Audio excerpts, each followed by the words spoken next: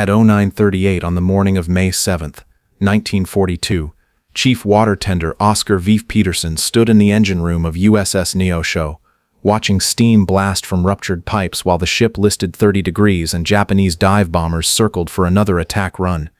42 years old, married, 2 sons back in Richfield, Idaho, Peterson had been in the Navy for 22 years. A chief watertender, the man responsible for a ship's steam plant, boilers, pumps, distilling equipment, the most experienced engineering rating on the ship. At 42, he was older than most of Neosho's crew. The USS Neosho was a fleet oiler, 553 feet long, 7,470 tons displacement, carried nearly 150,000 barrels of fuel. The crew called her the Fat Lady. She was a floating gas station for the Pacific Fleet. Without oilers like Neosho, the fleet couldn't operate. But now Neosho was dying. Hit by 7 Japanese bombs in the past 28 minutes, fires burning topside, steering control gone, communications destroyed, the ship was taking water and listing hard to port, and the engine room was filling with superheated steam from ruptured high-pressure lines. Standard Navy procedure: evacuate the engine room when steam lines rupture. You cannot survive in 400-degree steam. The heat will cook you in seconds. You abandon the space and seal it from outside, but Peterson knew something the evacuation procedures didn't account for. If he abandoned the engine room now, the boilers would explode within 10 minutes. The explosion would split the ship in half. Everyone aboard 923 survivors from the bombing would die. Peterson stayed. What happened in the next 6 days would result in 123 men rescued from the burning ship and 1 chief watertender dying from burns so severe that doctors couldn't believe he had stayed conscious long enough to do his job. If you want to see how Peterson's decision saved 123 lives, please hit that like button. It helps us share more stories about forgotten heroes. Subscribe if you haven't already. Back to Peterson. The Battle of Coral Sea had started 2 days earlier. Japanese forces were pushing toward Port Moresby, New Guinea. If they took it, Australia would be within bombing range. Admiral Chester Nimitz sent Task Force 17 to stop them. 2 carriers, Yorktown and Lexington, escorts, and oilers to refuel them. USS Neosho, under Commander John S. Phillips, had refueled Yorktown on the morning of May 7th. After completing the mission, Phillips received orders to move to Point Rye 100 miles south, away from the battle. Only the destroyer USS Sims would escort her. At 07:20, 2 Japanese search planes spotted Neosho and Sims. The pilots made a critical error. They radioed back that they'd found a carrier and escort. Japanese command scrambled 78 aircraft to attack what they thought was a high-value target. The strike force arrived at 09:10. They realized immediately Neosho wasn't a carrier, but they'd come this far. They attacked anyway. USS Sims went down first. 3 direct bomb hits.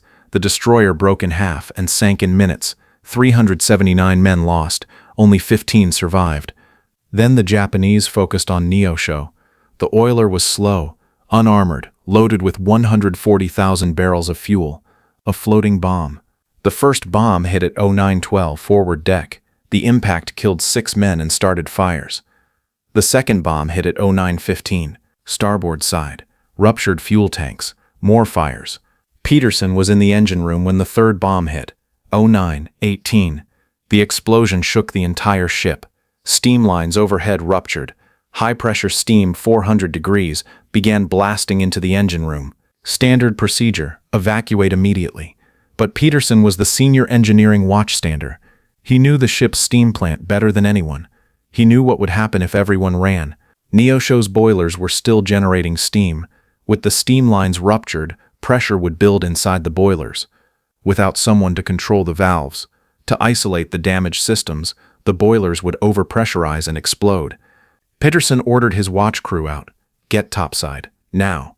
6 men scrambled for the ladders. Peterson stayed. He moved through the engine room toward the main steam isolation valves. The ruptured lines were spraying 400-degree steam directly into his path. He couldn't avoid it. He walked through it. The steam hit him like an oven blast. His face, his arms, his hands, 3rd-degree burns forming instantly, skin blistering. But he kept moving. He reached the first isolation valve, a large wheel, painted red.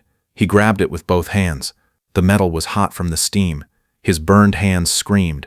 He turned the wheel. The valve closed. One steam line isolated. 3 more valves to close. 3 more ruptured lines to cross. Peterson moved to the second valve. More steam. More burns. His face was swelling now. The pain was beyond description, but his training had been drilled into him for 22 years. Maintain steam plant. Prevent boiler casualties. Save the ship. He closed the second valve. The fourth bomb hit at 0922. The impact threw Peterson against a bulkhead. More steam lines ruptured. The engine room was filling with white fog meets superheated steam, reducing visibility to 0. Peterson couldn't see, but he knew this engine room by memory. 22 years of Navy service. Thousands of hours standing watch. He knew where every valve was. He found the third valve by feel, closed it. His hands were barely functional now. The burns had penetrated deep into tissue, nerve damage. But he could still grip. The fifth bomb hit at 0928. The explosion was closer. The engine room deck buckled. Peterson fell, got back up, found the fourth valve, closed it. All main steam lines isolated. The boilers were now sealed. Pressure would stabilize. No explosion. But Peterson's work wasn't done. The boilers still needed water. Without water, they would overheat from residual fire in the fireboxes. Overheat meant meltdown. Meltdown meant rupture. Rupture meant explosion.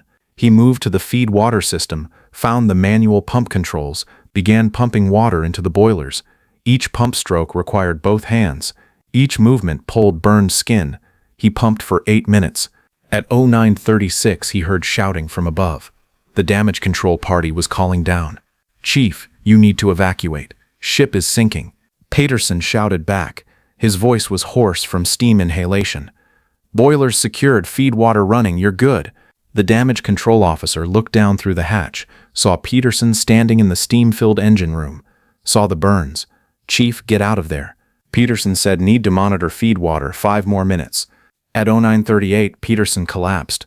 The pain, the burns, the steam inhalations, his body shut down. The damage control party descended into the engine room. They found Peterson unconscious near the feedwater controls. They carried him topside. Commander Phillips saw Peterson as they brought him on deck. Phillips had been a Naval Academy graduate, career officer. Peterson was enlisted, worked his way up from fireman to chief, but Phillips knew immediately what Peterson had done. Phillips ordered the ship's doctor to Peterson immediately.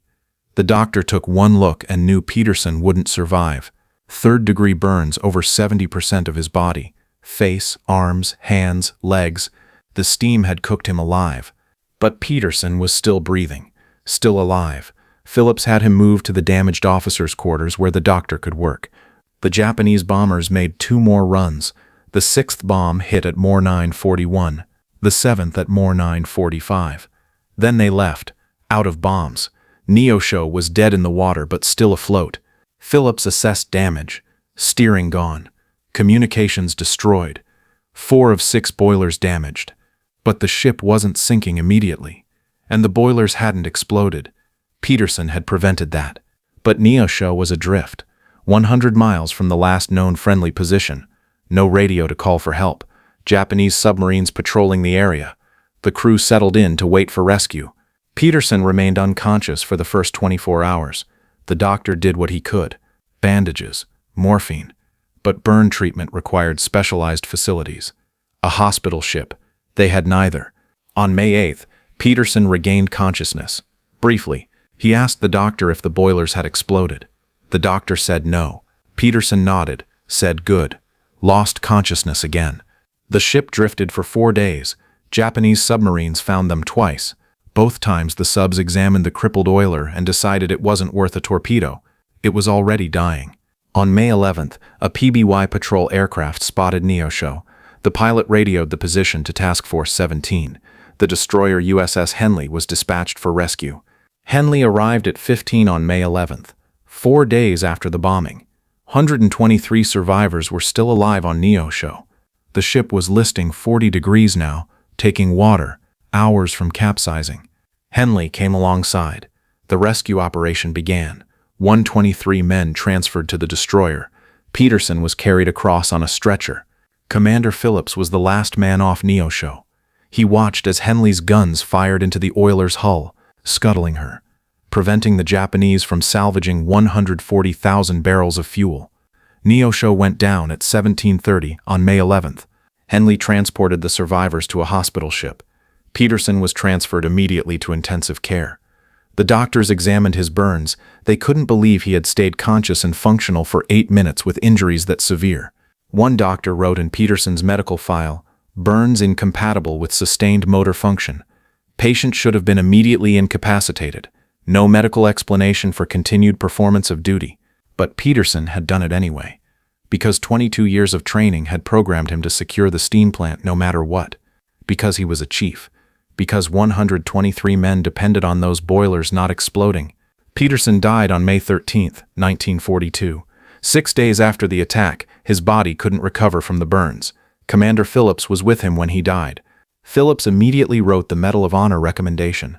The citation detailed Peterson's actions in the engine room, working through third-degree burns, isolating steam systems, preventing boiler explosion, saving 123 lives. The Navy approved the recommendation in June 1942. The award was presented posthumously to Lola Peterson and her 2 sons in a ceremony in Richfield, Idaho. Lola received the medal in her living room. She held it, looked at it, said Oscar always said the engine room was his responsibility. I guess he meant it.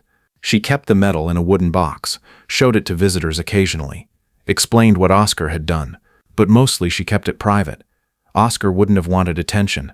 After the war, the Navy named a destroyer escort after Peterson. USS Peterson, DE-144, was commissioned in 1943. The ship served through the end of the war, convoy escort in the Atlantic. She earned 3 battle stars. Lola attended the commissioning ceremony. She christened the ship by breaking a bottle of champagne against the bow. She said Oscar would have been proud. He loved ships. The Peterson was decommissioned in 1946, but the name lived on. A second USS Peterson, DD-969, was commissioned in 1977. This one was a Spruance-class destroyer, served until 2002. Both ships carried a plaque in the engine room. The plaque read, "Named for Chief Watertender Oscar V. Peterson, Medal of Honor, USS Neosho, May 7th. He stayed at his post. Engine room crews on both ships would read that plaque before standing watch, understanding what it meant to be responsible for the steam plant, understanding that sometimes the engineer stays when everyone else leaves. In Richfield, Idaho, the Peterson family maintained Oscar's grave for 80 years. Small town, simple grave marker, his name, his rank, Medal of Honor recipient. Most visitors to the cemetery don't notice it, just another grave among hundreds, but the Navy remembers. Every May 7th, the Naval Sea Systems Command sends a wreath to Oscar's grave, a small ceremony. Current chiefs from the engine room community attend when possible. They understand what Oscar did. They work in engine rooms. They know steam plants. They know what 400-degree steam does to human tissue. They know Oscar shouldn't have survived 8 minutes in those conditions. But he did, because he was a chief, because it was his job, because 123 men needed those boilers secured. In Navy damage control training, Peterson's action is still studied. Case Study 23, USS Neosho Steam Plant Casualty Response. The case study describes isolating ruptured steam systems under extreme conditions. It presents Peterson's actions as the example of professional competence under duress. Instructors teach, damage control isn't about heroics, it's about doing your job when doing your job might kill you. Chief Peterson didn't think he was being a hero, he thought he was being a chief. Sometimes the best naval traditions aren't taught at the academy, they're taught in engine rooms, by chiefs who understand that the steam plant is their responsibility, no matter what. One Chief Watertender, 42 years old, married, 2 sons, 22 years of service, 8 minutes in burning engine room, with third-degree burns covering his body, 123 men saved. That's the story of Oscar V. Peterson. If this story moved you, hit that like button. Every like tells YouTube to show this story to more people. Hit subscribe and turn on notifications. Drop a comment. Tell us where you're watching from. Tell us if you've served in ship's engineering. Tell us if someone in your family was at Coral Sea. Let us know you're here. Thank you for watching. Thank you for making sure Oscar V. Peterson doesn't disappear into silence. These sailors deserve to be remembered.